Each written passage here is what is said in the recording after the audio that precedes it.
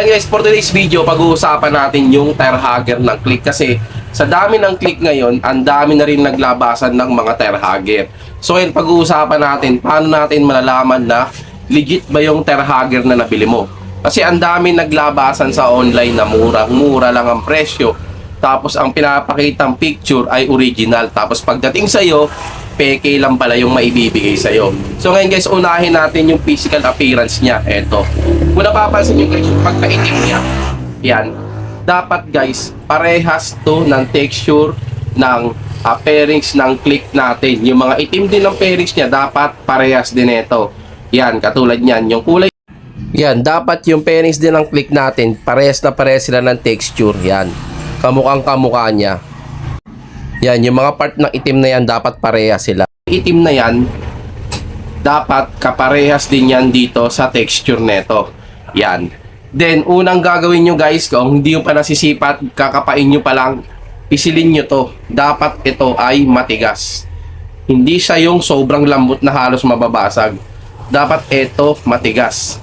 Ngayon, pangalawang titignan nyo guys, etong hawak ko kasi ngayon, pang version 1 to, ito yung pang stock tires na tinatawag. Sa stock tires guys, may nakalagay ditong, ayan, dito nakalagay yung Honda niya. Dito sa gitna na to. Ayan, kung napapansin nyo, may nakasulat dyan, ayan, Honda.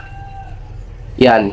Dyan nakalagay yung Honda. Napakalinaw niya at napakalinis ng, ayan o, kung napapansin nyo, napakalinis ng kanyang pagkaka-engrave. Yan, napapansin nyo. Yan. Yan yung una nyong makikita sa original na tire hugger ng Honda Click na version 1. Yan guys, so pag pinisal siya, halos napakatigas niya. Hindi katulad ng iba, pag dinalawang kamay mo, pwede na siyang mawasak. Ayan, di ba? Napaka-quality. Tsaka yung pairings siya talaga parehas na peras na, sa pairings ng kaha ng Click natin, yung sa ilalim, yung mga itim na pairings. Ganito siya kakapal. Yan. Tsaka guys, ito, nag-range talaga ang price nito. Depende sa nagtitinda. Kasi ito nag-range talaga ng 1,000 pataas to. Depende sa nagtitinda, sa mga original. Kasi sa mga local, halos mabibili mo na ng 400, 500. Yan. Ang kapangitan pa nun, meron na akong kilala niyan, bumili sa online, hindi kasama yung lagayan ng kulan tsaka itakip. Ito lang talaga binigay sa kanya. So useless din kasi mahirap makahanap ng lagayan lang ng kulat nun tsaka takip na nabibili.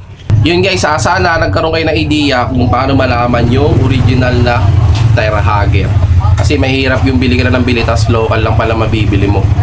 So ito yung parang pinaka physical features niya. Matigas to.